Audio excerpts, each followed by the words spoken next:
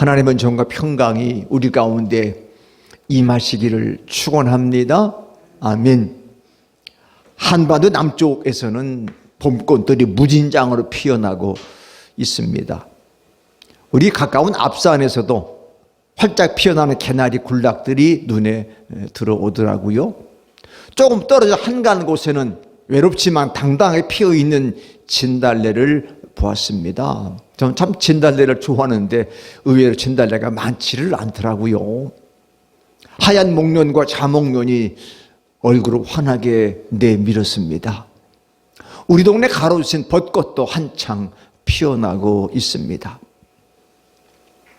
하지만 호젓한 기쁨을 마음껏 누리지는 못하고 있습니다. 그 이유는 마음 한편이 무지근하기 때문입니다. 우크라이나에서 벌어지고 있는 전쟁으로 수많은 생명이 죽어가고 있고, 북한은 핵과 장거리 탄도미사일 핵실험을 중지한다는 모라토리움 선언을 4년 만에 폐기하고 ICBM을 발사했습니다. 이전보다 무기가 더 고도화되었다고 합니다. 자꾸 더 강해지겠다고 으름장을 놓기도 합니다. 전문가들은 대한민국 정권 교체기에 긴장을 높여 협상력을 높여감으로 이후에 주도권을 쥐려는 전략으로 분석하고 있습니다. 북한에 대한 국제사회의 제재가 더 커질 것이고, 한반도는 또다시 위기 속으로 들어서고 있습니다. 그래서 이전에 불렀던 찬양이 떠올랐는데, 여러분이 찬양을 아시는지 모르겠어요. 세상은 평화 원하지만 전쟁의 소문도 늘어난다. 이 모든 인간 고통 괴로움뿐 그 지겨움 끝없네. 그러나 주 여기 계시니, 그런 노래입니다. 주님이 계시지만 이 땅에 전쟁이, 인간의 고통이 참 많다. 그래서 북한의 도발은 한반도 여전히 분단 국가임을 상기시키고 있습니다.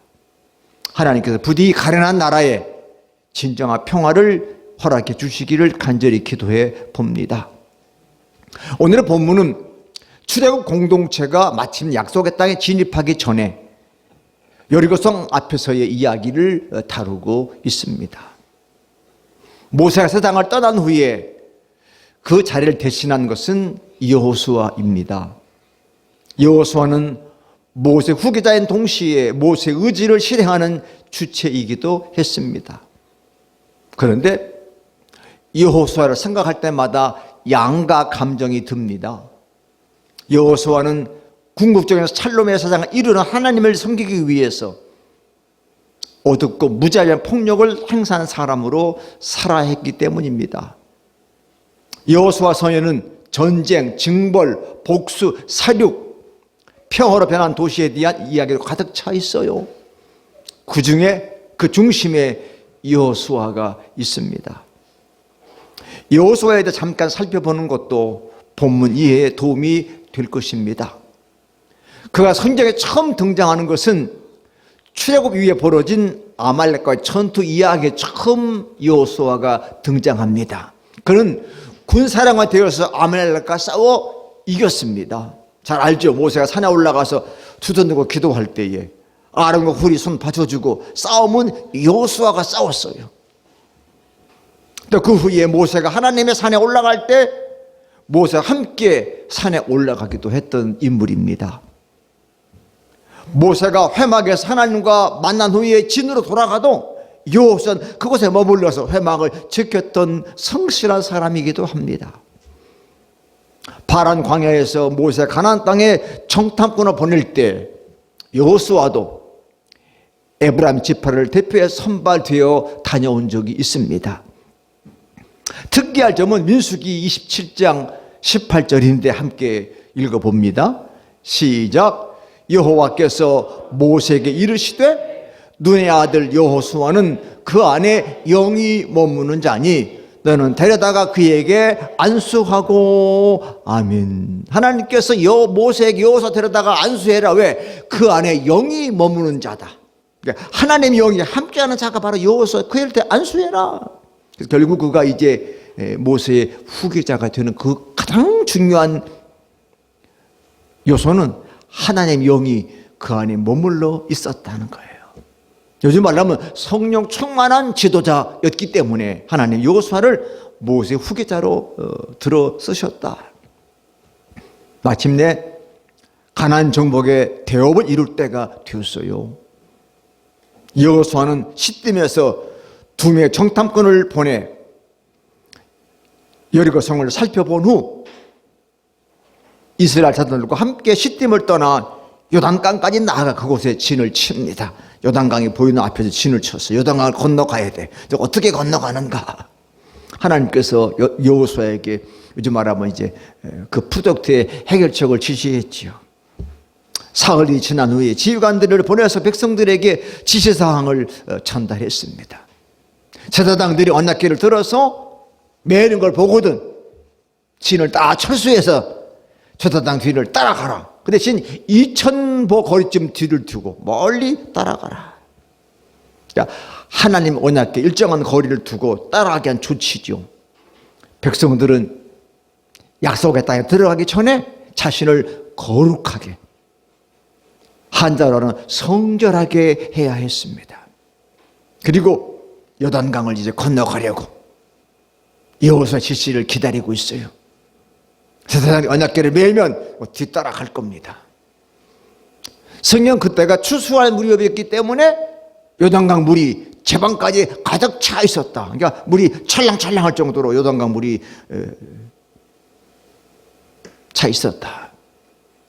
법궤를 맨 제사장의 발이 요단 물가에 닿자마자 흐르던 물이 멈춰 갈라섰다. 그 가운데 제사장들이 가을은 마은 땅에 든든히 서 있으니 백성들이 강을 건너갔다.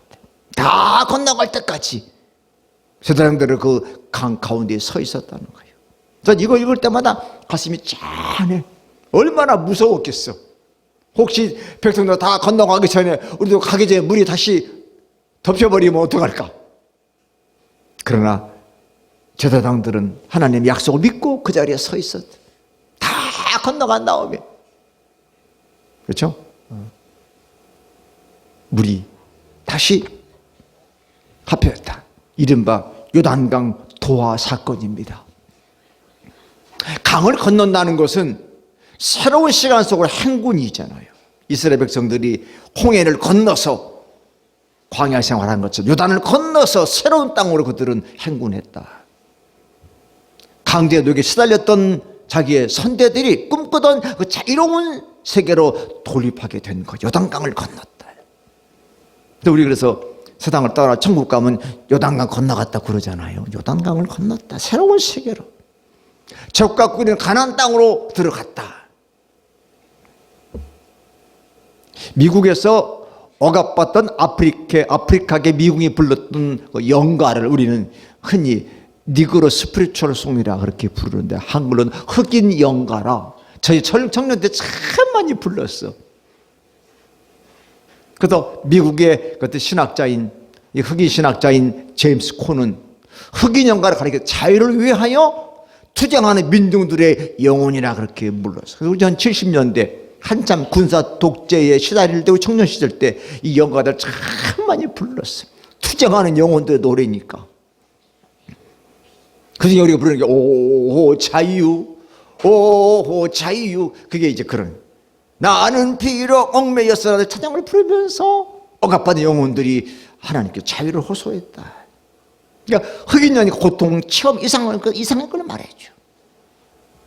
생에 대한 전주의 긍정, 흑인들이 가지고 있는 그 나름대로의 그 어떤 특유한 영혼. 그러니까 생의 가능성에 대한 어떤 전율의 체험이기도 한 것이죠. 노래가 그런 거예요. 그러니까 이 시대에 인기 있는 노래가 왜 그 인기 있느냐? 잘 보면 그 시대 사회상 그 시대 영혼들의 속을 들여다볼 수 있게 하는 거거든요. 저는 지난 주간에 마할리 잭슨의 음성으로 딥 리버라는 곡을 들었어요. 딥 리버 이렇게 부르는 노래인데 제가 가사를 올렸는데 한번 읽어볼게요. 깊은 강, 나의 집은 저 요단강 저편에 있네.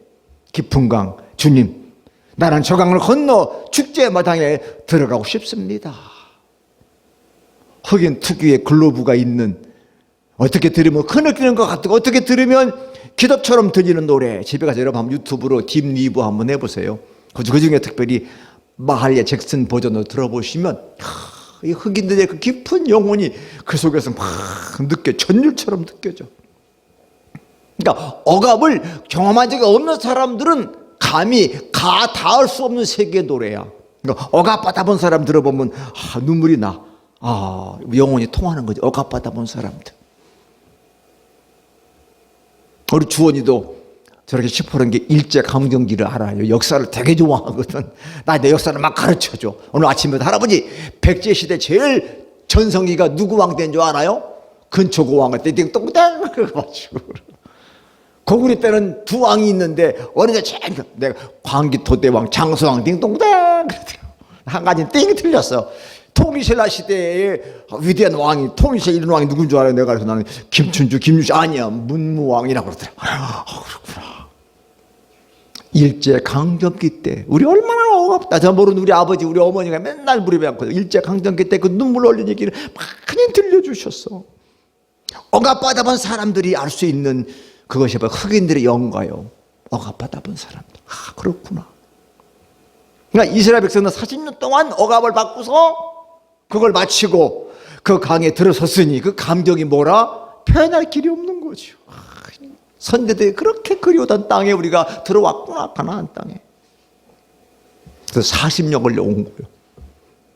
자, 그러니까 여호수아는 12지파의 대표로 하여금 돌멩이 하나씩 딱 가져다가 거기다가 세워라. 돌무더기 탁 쌌어. 위대한 사건을 기념하는 돌무더기죠. 그렇죠? 우리도 어디 가면 이렇게 돌석에다 뭐 글 쓰잖아요. 기념석. 미국도 메이 플라워가 처음 도착한 그 해변에다가 돌멩이가 있잖아요. 닷 걸었던 돌멩이. 이게 기념물이거든. 기념. 여러분, 기념물이란 흐릿해지는 기억을 환기시키기 위한 매개물이잖아요. 어디 가면 뭐 기념 식수 이렇게도 하고 있잖아요. 그런 것들이 의미가 있어요. 그거 볼 때마다 흐릿한 기억을 다시 한번 기억나게 해주잖아. 날이 갈수록 생생해지는 기억들이 있는가 하면 흐릿해지는 기억도 있지요. 근데 문제는 잊어야 할 것은 잊지 못하고 잊지 말아야 할 것을 잊는다는 있는 거잖아요. 쓸데없는 거 잊어버리면 좋은데 그거는 꼭 기억하고 진짜 기억해야 될 건 다 잊어버렸어. 그러면 안 된대. 거꾸로. 그렇죠? 잊어서는 안 될 게 꼭 있어. 그건 꼭 기억해야 돼. 사람은 한 공동체가 잊지 마라 가치를 보존하기 위해서 어떤 전례를 만들잖아요. 중요한 겁니다. 우리도 그렇죠? 다양한 절기 혹은 기념일이 그것입니다. 생일, 결혼기념일, 부모님 추도식, 국가 공휴일, 교회력의 절기 등등등등. 저는 나이가 들면서 갈수록 그런 것이 참 소중하다는 생각이 들어요. 그래서 좀 애들 생일 챙겨주고 싶고, 부인 챙겨줘. 우리 일가 친척들도 좀 생일 좀 같이 만나서 밥 먹는 게 목적이 아니라 챙겨준다. 여태 있다. 얼마나 이 어려운 시절 잘 살아왔느냐. 잘했다. 축하해주고 싶은 거죠. 왜? 그것이 결국 무심하게 흐르는 시간 속에 새겨진 마디마디잖아요. 앞산에 가보면 나무들이 마디마디가 있어. 그걸 견뎌서 나무가 20년, 30년 자란 거잖아요. 얼마나 추억이 소중한 건가. 나무 배 보면 거기 나무에 나이테가 있잖아요. 한겨울을 다 지나고 나무들이 견뎌낸 거잖아요. 이런 나름들이 나무는 30년, 40년.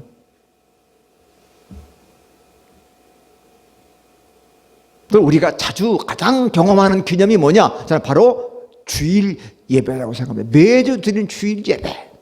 그때 우리 월요일부터 소리가 우리 주일 예배 때문에 사는 거예요. 할렐루야. 주일 예배이 우리의 기념이 우리의 중심이 되는 거예요. 그러니까 예배는 하나님과의 구원을 회상하는 동시에 현재와는 아주 소중한 행위가 예배였거든. 자, 오늘 이 자리에서 현재와 우리 그것을 멋있는 영어로 worship, worth 플러스 ship 합성은 가장 가치 있는 일이 뭐냐? 하나님 앞에 예배 드리는 일이다. 예배 혹은 예전으로 기억되는 헬라어가 레이투르기아라는 말인데 사람을 뜻하는 라오스와 일을 뜻하는 엘곤이 합해서 결합됐다. 그러니까 고대 사회나 그 고대 그 그리스 사회에서는 이 레이투르기아는 시민이라면 마땅히 참여할 공동 활동을 말했어요. 도시의 축제에 참여해서 음식을 함께 준비한다든지 공공사업과 군대를 위해 돈을 내거나 몸으로 참여하는 것들을 그렇게 말했습니다. 근데 이 단어가 신앙 공동체로 적용될 때 우리 교회같이 그것이 바로 예배로 바뀌었다. 예배, 예전은 예배예요. 하나님이 일에 함께 참여하고 협력하는 것이 곧 예배인 것이죠. 예배가 하나님과 함께 참여하는 거예요. 하나님이 여기 계시는 거야. 그게 바로 예배라고 하는 거예요. 그래서 옛날부터 우리 거룩한 주일날은 우리 목사들이 목사 가운을 입었어. 지금은 가운 입는 교회가 그리 많지 않아. 왜? 교인들이 가운 입으니까 뭐 거리가 멀어 보이고 뭐 괜히 권위주의 같아 보이고 그런다고. 무슨 권위예요? 하나님 주신 하나님 예배들이 예전이라서 입는 거잖아요. 지금은 법원에 가면 판사만 입어, 검사만 입고 있지. 목사도 가운 사실 입는 거 필요해. 그래서 내일 모레 우리 총회 목사 안수인데 우리 아들 민성이가 목사 안수를 받아. 저 특별히 이제 아버지라고 특별 안수에 초청돼서 우리 민성이가 안수하게 되는데 그때 목사 가운을 입혀줘. 하나님께서 함께한다. 그 목사 가운에다가 하나님의 협력이라는 표시로 들려주는 거다. 그러니까 여호수아가 후손들이 우리 주원이 같이 할아버지 아빠 이 돌무더기가 뭐야 왜 여기 12개 돌이 있어 물어볼 때 하나님께 그들을 어떻게 구원했는지 요단강을 물이 어떻게 끊겨서 백성들이 건너갔는지 자세히 설명해 주라고 돌무더기 세워놓은 거예요. 그래 물어볼 거 아니에요. 그래서 다른 돌과는 다르다. 이 돌은 다른 돌이야. 우리 백성들이 선배들이 자기 지파의 돌 하나씩 12개 쌓아놓고 하나님의 구원을 찬양한 돌이다.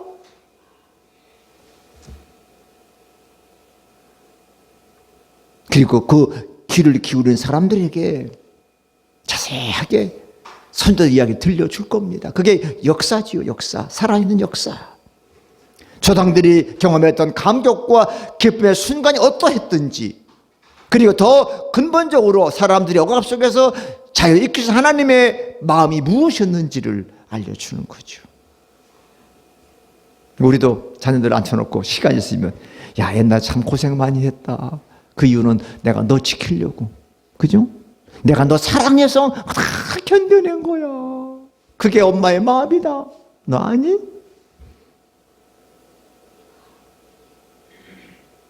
그러니까 쌓아 올린 돌무더기는 일종의 거룩한 일의 도구가 되어 하나님을 가리키지 않습니까?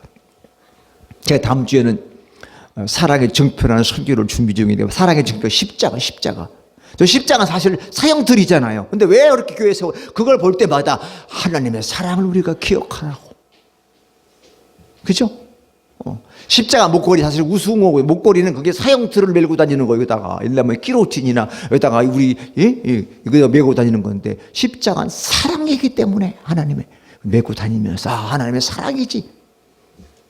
그걸 우리에게 기억을 상기시켜 주려고 목걸이도 귀걸이도 자동차에도 집 벽에도 그런 걸 기억하게 한다는 거예요. 하나님의 거룩한 일의 도구가 바로 십자가구나. 오 주여 사랑입니다. 우리 제일 쉬운 예로 남자친구 여자친구 생기면 커플링 하죠. 커플링이 뭐야? 우리 서로 사랑의 도구를 꼈다. 서로 사랑한다. 그건 비싼 거 안 하잖아요. 비싼 의미가 없어. 우리 서로 사랑한다.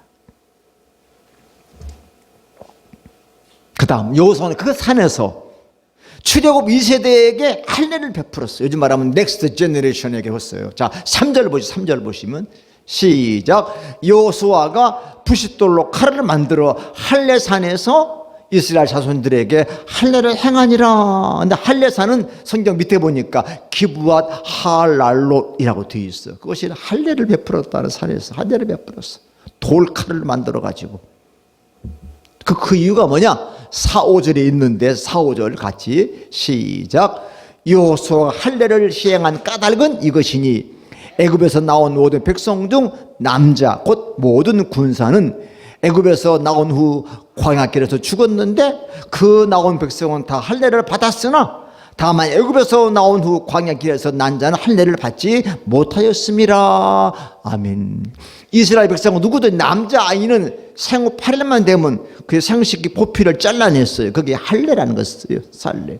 그래서 하나님의 백성임을 표시해 주는 거였어요. 근데 광야에 나올 때 1세들은 하고 나왔는데 광야에서 복잡한 중에 할 길이 없어. 그리고 광야는 전부 다 외적이 막 오는데 거기에서 그거 했다 한 일주일 동안 꼼짝 못 남자들이 다 전쟁에 죽게 생겼잖아요. 그래서 못한 거야.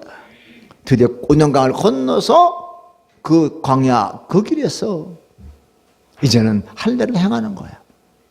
남자들의 생식기를 잘라냈어. 그럼 3, 4일은 꼼짝 못해요. 그렇게 해서 하나님의 명령이기도 하지만 새로운 백성으로서 정체성을 확고히 하기 위해서 너는 하나님의 백성들이다. 그 표시가 바로 할례였습니다.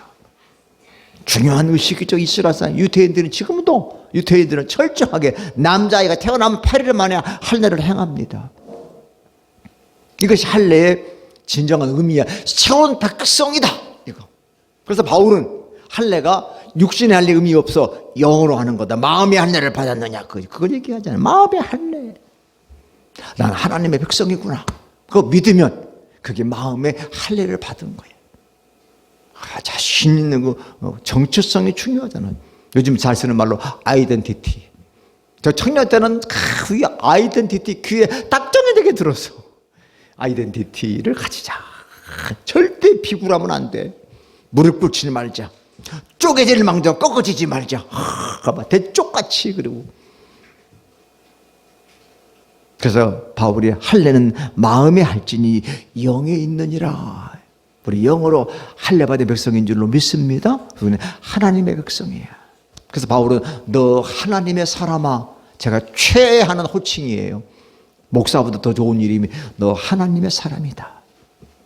요즘 말하면 하나님 너희들 내 사람이구나 그 소리야. 너 내 사람이다. 내 사람이야. 너 하나님의 사람이지 않느냐. 할렐루야. 우린 다 하나님의 사람입니다. 아멘. 하나님의 사람이야. 정치인 누구의 사람이 아니야. 하나님의 사람입니다. 우리는 당당한 거예요. 하나님의 사람이야. 영어로 God people 그러잖아요. 하나님의 백성들이다. 백성보다 우리는 사람, 하나님의 사람. 이 백성들이 할례를 받아. 백성은 남자들이야. 남자들이 할례를 받고 다 나올 때까지 진에 머물러 기다린 거요. 나야 되니까. 그때 지난해 머물러 있을 때 여호와의 말씀이 여호수아에게 임한 거예요. 중요하죠. 그게 9절인데 같이 시작. 여호와께서 여호수아에게 이르시되 내가 오늘 애굽의 수치를 너에게 떠나가게 하였다 하셨으므로 그건 이름 오늘까지 길갈이라 하느니라. 오늘 요절 말씀. 그 길갈이 히브리 말인데 굴러간다. 근데 떠나간다는 말과 이 길갈이 말이 거의 비슷하대요. 그래서 길갈이다. 길갈은 떠나가게 했다. 굴러가게 했다. 그러니까 여호와께서 이스라엘의 수치 불명예스러운 것들을 애굽의 노예 같은 생활들 이제 다 떠나 굴러버렸다. 그게 길갈이에요. 길갈. 그래서 우리 설교자 나같이 길갈을 기억하자. 길갈 다 떠나가 버렸어. 과거에 죄된 거, 불명예스러운 거, 수치스러운 거 다 떠나버리고 오늘은 없어. 할렐루야. 오늘 명예만 있는 거. 명예. honor. 나 영어 honor란 말 참 좋아. 명예스럽다. 그래서 실제는 일반 박사보다 명예 박사가 더 귀하다. 명예라는 말이 명예 얼마나 멋있어. 우리에게 명예를 불명예를 다 떠나버리게 하고 명예 주셨어. 따라서 길갈은 새로운 삶의 입구인 거죠. 출발. 이 길갈. 나도 교회 이름도 길갈 교회가 있더라고. 애굽을 떠나보낸 새로운 입장. 그럼 우리의 길갈은 어디입니까? 우리가 어디가 새로운 삶의 입구예요. 입구. 이제 새 삶이 시작됐구나. 우리에게서 어떤 부끄러움이 떠나갔습니까? 아직 돈, 자녀, 그 세상의 가치에 붙들려 있거나 아쉬워하지 않습니까? 이거 부끄러운 거야. 저는 그래요. 목사가 우리 교인들이 성도님들이 돈에 붙들려 있다. 난 부끄럽다고 생각해. 물론 돈이 없으면 불편해요. 돈 많으면 편안하겠죠. 그러나 거기에 붙들리면 부끄러운 거야. 오늘 정치인들 보세요. 다 어디 연루돼서 맨날 혼나요. 돈과 연루돼 있잖아. 또 자녀. 물론 자녀 귀하지만 자녀에 붙들려 있으면 자녀가 잘 되면 좋지만 안 되면 울어야 돼. 안 되면 그냥 믿음도 팔아먹어야 돼. 그러면 안 돼. 자녀는 하나님의 것입니다. 나는 그를 사랑하고 그를 위해 기도해 줄 뿐이야. 그 삶은 그가 가는 거야. 존중과 배려 그가 가는 거잖아요. 부모가 어떻게 그걸 다 해? 못해. 부끄러워. 그러니까 출애굽 공동체는 광야에서 힘들 때마다 뭘 부러워했죠? 애굽의 고기가마를 어이구 애굽에 고기 많이 먹어야지 광야에 고기도 못 먹고 이러고 살고 있구나. 그게 뭐가 부러워 고기가마가. 노예로 살다 고기 먹었는데 예? 자유스러우면서 풀 먹는 게 낫잖아요. 그죠? 근데 그걸 부러워했다고. 그래서 막 하나님과 모세를 원망했잖아. 모세야 우리 여기서 굶겨 죽이려고 그러느냐. 굶겨 죽이려고 그러느냐. 굶겨 죽이겠어요. 그래서 인간의 삶을 계기적 실존이라 말하는 사람이 있는데, 계기란 말은 어떤 일이 일어나는 결정적 원인이나 기회. 기회. 어떤 사람 멋있게 위기를 위대한 기회라고 푸는 사람도 있잖아. 위대한 계기가 되는 계기가 있어. 계기. 저는 아플 때 어떤 사고로 또 여름 하나님 나를 더 깨닫게 하는 계기가 되는구나. 누가 나의 가슴을 아프게 할 때 하나님께서 너도 내 마음 아프게 한 적이 있지 않느냐. 그렇구나. 하나님과의 관계를 다시 한번 떠올리는 그런 계기가 되는 거잖아요. 계기. 요즘 어떤 모멘트, 동기. 그러니까 아무리 평범한 사람도 누구든지 어떤 변화의 계기가 있는 색깔을 만나요. 그죠? 만나. 그때마다 그 계기가 삶의 방향을 바꿔놓기도 하는 거잖아요. 그걸 보고 우리는 제2의 삶이라 그래요. 그냥 시간으로 나누어서 40대 이후로는 전반 후반이야. 그것도 계기가 우리에게 중요한 거예요. 그런 계기가 우리의 삶을 터닝 포인트로 만드는 거지요. 나이가 아니야. 그런 계기가 터닝 포인트가 되는 거예요. 자, 떠나라. 명령던 아브라함이 그랬고, 따르라. 명령을 들었던 예수님의 제자들이 그랬잖아요. 제자들이 예수님 날 따르라 그럴 때 모세를 따라갔는데 그게 삶의 위대한 계기가 됐잖아요. 그리고 왜 나를 핍박하느냐? 꾸지람드는 사울은 예수님 믿는 사람들 핍박을 담에서 가다가 말에 거꾸로 떨어지면서 그의 인생의 방향이 확 바뀌었지 않습니까? 그래서 우리는 재밌게 사울이 변하여 바울이 됐다고 얘기하지만 바뀌었어요. 바울이 핍박자, 예수 믿는 사람을 핍박하는 사람이 핍박받는 사람이 되어버렸잖아요. 바뀌었어요. 그래서 가없는 사랑으로 받아들여서 하나님의 은총을 마음 깊이 우리가 받아들인다. 다시 말해 우리가 거듭난 날, 구원받은 날이야말로 우리 삶이 사단의 부끄러움, 죄의 부끄러움부터 떠나간 날인 줄로 믿습니다. 그게 중요해요. 나는 이제 과거가 다 떠나가.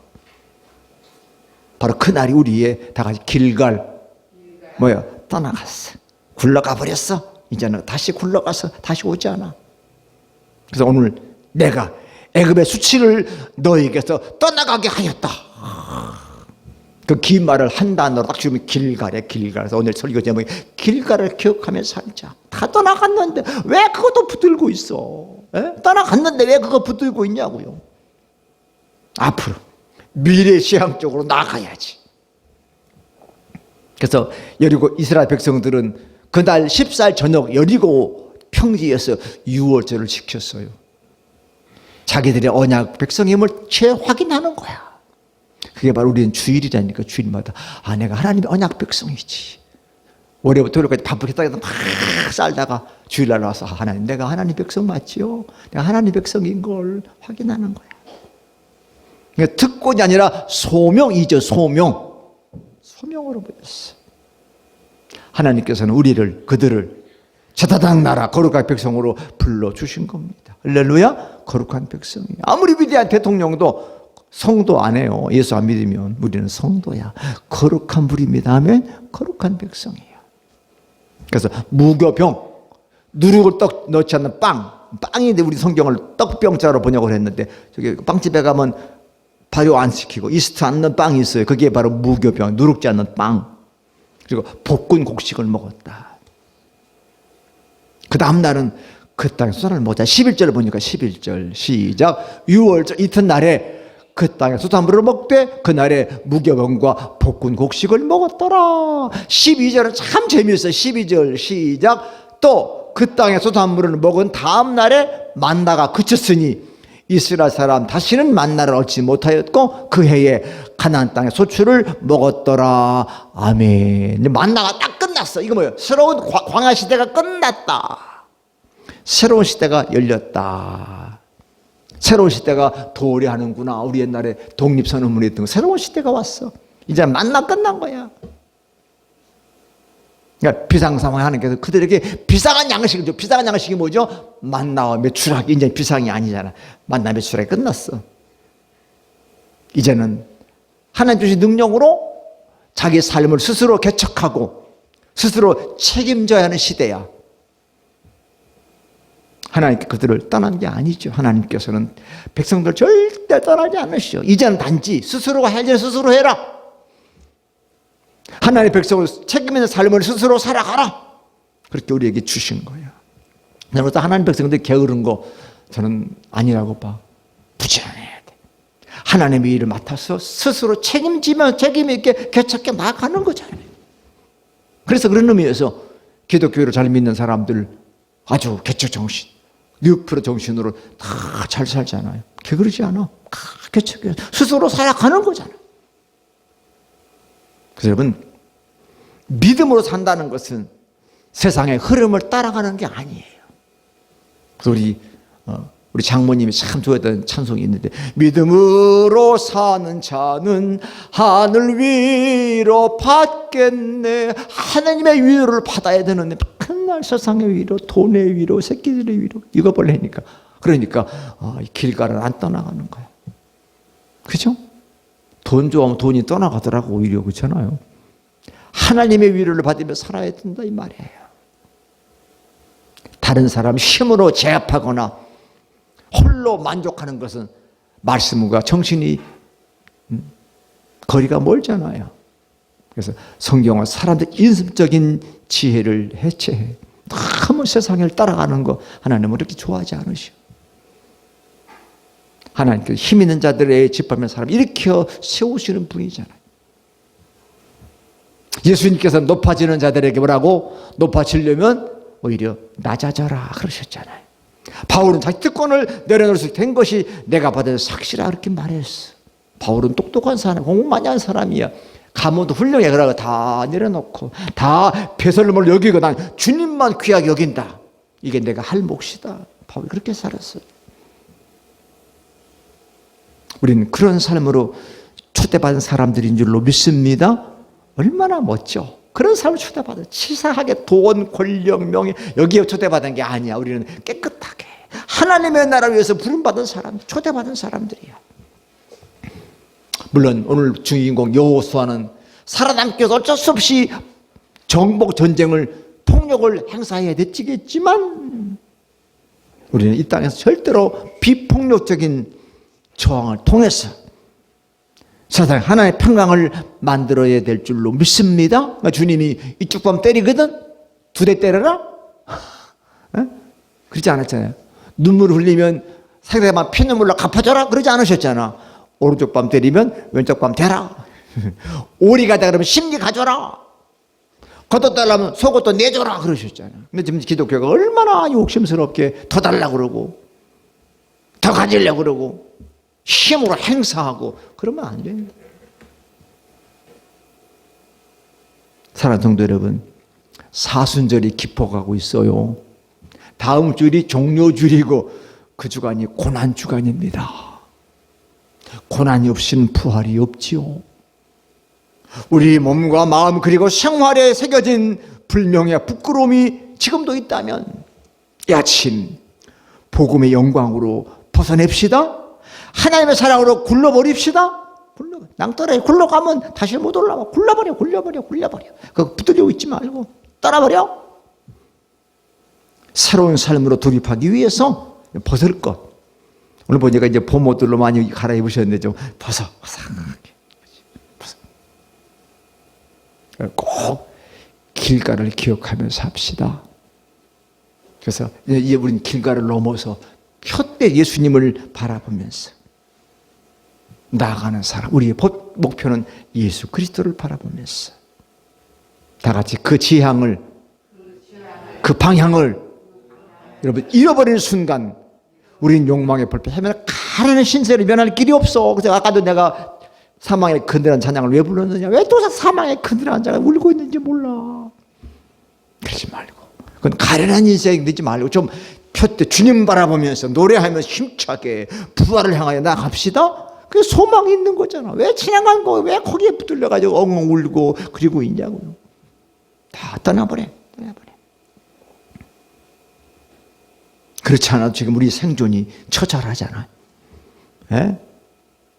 그전에는 그냥 100명 코로나 가지고 덜덜 떨고 고향하면 강장에 못 모이게 하지. 이제 다 어떻게 프로야구 보니까 몇만 명이 앉아가지고 막 그저께 막 축구할 때도 몇 명이 앉아가지고 막 이제 모르겠어 어떻게 되는지 막 곧 이제 다 풀 거야. 이제는 되든지 말든지. 물질과 질병 위기가 계속 고조되고 있는 이때에 우리는 단호하게 하늘의 평강을 선택하고 집중합시다. 하늘의 평강을 선택해서 거기에 집중해야지. 왜 자꾸 다른 데에 집중해? 그러면 안 돼요. 그럼 가슴만 아프고 눈물만 나고 속만 상하고 비교만 되고 못 나가. 그렇죠? 하나님 은총의 빛을 받아서 살면서. 저도 어제 가까운 이 앞동산 집사람이 산책 갔더니 어두운 깜깜한 속에 있는 목련은 검은색 뒤하고 햇볕 빼는 쪽에 있는 목련은 환하게 빛을 비다. 야, 햇볕이 저렇게 중요하구나. 그죠? 햇빛이니까 흰색이 더 하얗게. 야, 우리도 그 빛을 받으면 하나님의 빛 환하게 빛나겠구나. 그래서 이 척박한 역사 속에 평화 정의의 씨를 심는 우리가 됩시다. 아멘. 기도합니다. 하나님,